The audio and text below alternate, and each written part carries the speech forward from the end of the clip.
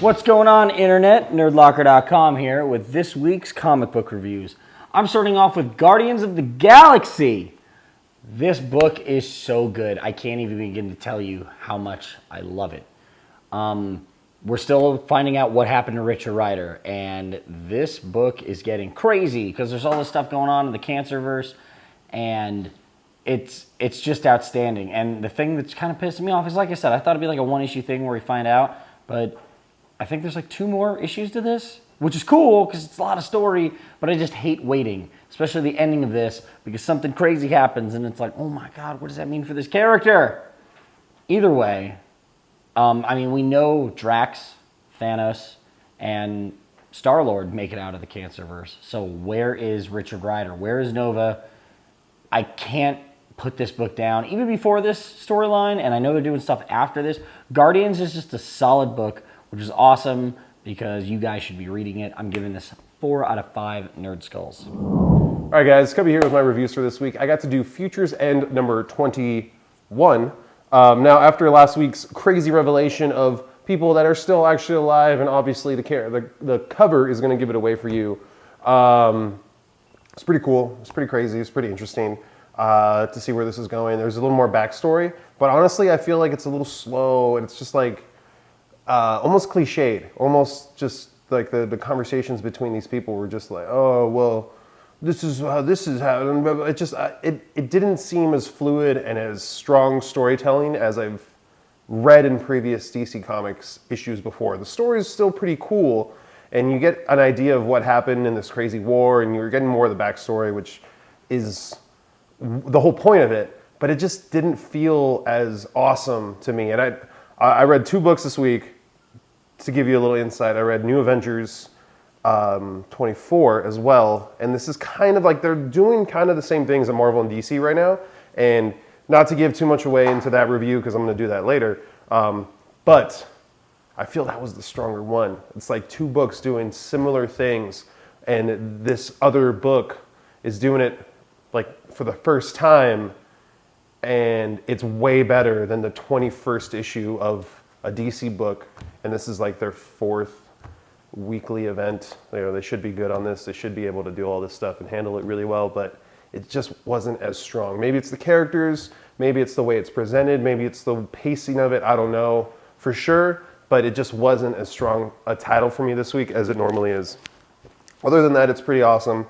The action was pretty sweet, and if I had to completely ignore the fact that I read New Avengers, I would be absolutely in love with this book, but I did read that, and it did ruin it for me. So, unfortunately, I'm going to have to give it like 3.5 Nerd Skulls. So, you let me know what you think. If I'm being dumb right now, bring it. All right, I got to read The Edge of the SpiderVerse. This is number 3 in the 5-part series. We get to see another Spider-Man from a different universe. And although I wasn't really a fan of this take on Spider-Man, it was still cool. Like I said in the other reviews, we've always seen alternate dimension versions of the Avengers and all these teams and the X-Men and this and that. And it's really cool seeing the focus on Spider-Man and realize that not every single one is Peter Parker. Now, this guy's story wasn't that interesting to me, Aaron, but I like what this issue did. It's telling you that there are different Spider-Men, and just because you see them doesn't mean they're going to, necessarily be around in this big event. There's something that happens in this book that plays over into Amazing Spider-Man or what they're building up to, and to me that's awesome because it's showing that the events that they're warning about or, concerned about are already taking place, and that is really cool. I'm excited for this. We've never seen anything like this with Spider-Man before, and I am completely stoked on it. I suggest you guys pick this up because it's just fun little background history and different versions of characters you like to see. I'm giving this 4 to 5 Nerd Skulls. Hey fellow nerds, Jasper here, and I just got done reading Superman Doomed issue 2.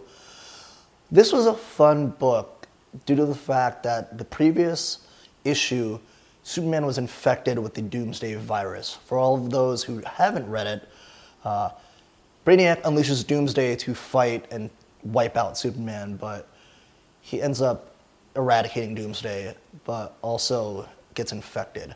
and now he himself has become a Doomsday. It's hard to explain, but that's pretty much the premises of what's going on now. So Brainiac has done a lot, and I don't want to spoil things, but I really enjoyed the fact that what comes to be is just an all-out last stand.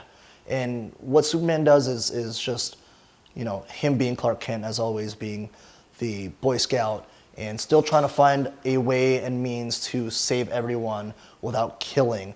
But due to the fact that he's now Doomsday, it's hard to do that. And I like the fact that Brainiac, by at least taking out all the other superheroes, was a great way to set up the whole issue itself. So I'm giving it a 4 out of 5 Nerd Skulls. Definitely check it out and you'll understand what I'm referring to. All right, guys, I got to read Inhuman number 6, and this is slowly becoming my favorite Marvel title, which is crazy because there's really some good stuff Marvel's doing right now.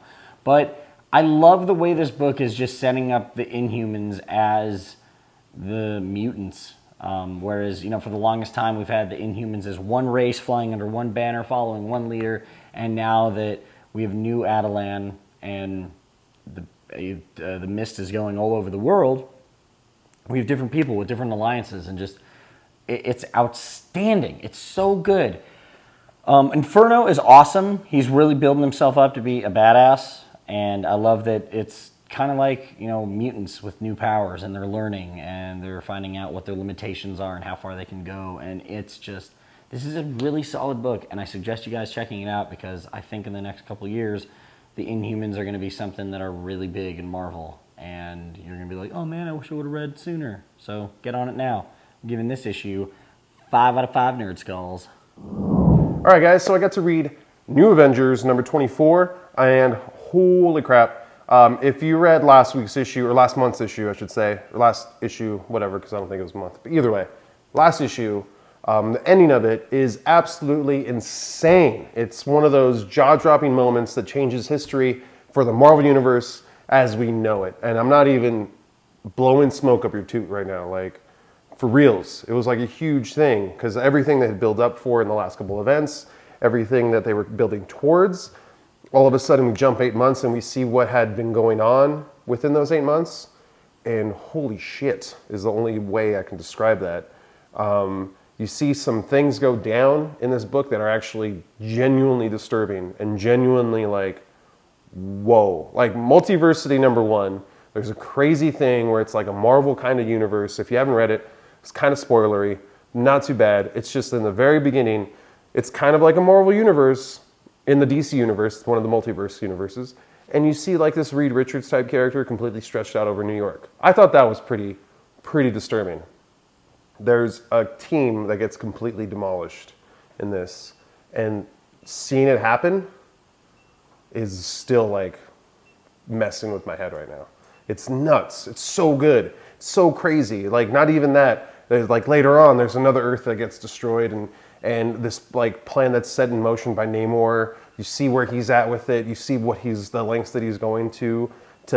I wouldn't necessarily say correct it because he knows he kind of messed up, but he's trying to deal with it in his own way, and what comes of that is actually really interesting. I want to see where that goes. That definitely is very intriguing to me, and I'm loving every Avengers book right now. I feel like they're probably the best books Marvel's putting out, although I'm kind of biased because I'm not reading anything else that Marvel's putting out. But either way, I'm really, really, really digging it. I'm going to give this 5 out of 5 Nerd Skulls, and it deserved every single one of it.